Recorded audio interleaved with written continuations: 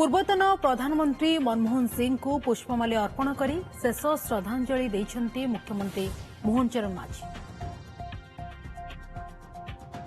आम आपको से दृश्य भी देखाऊछु किपरि मुख्यमंत्री मोहन चरण माझी श्रद्धांजलि देउछन्ति। भारतवर्षर पूर्वतन प्रधानमंत्री डॉक्टर मनमोहन सिंह वियोग अत्यंत दुखदायक।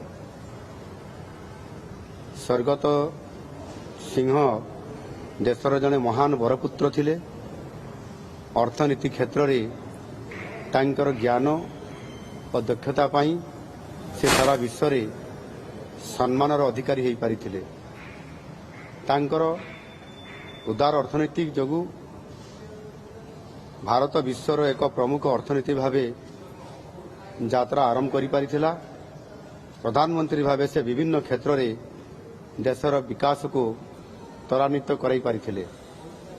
तांकर ज्ञान भद्रता साधुता एवं अमायिक स्वभाव तांको पाई राजनीति क्षेत्र में एक भिन्न परिचय सृष्टि करि पारिथिला। तांकर अमर आत्मार मु सद्गति कामना करुछि एवं महाप्रभु श्री जगन्नाथ निकट में प्रार्थना करुछि से तांकर अमर आत्मार सद्गति हेबा सहित से तांको परिवार समते सुखरे एवं आनंदरे रहंतु।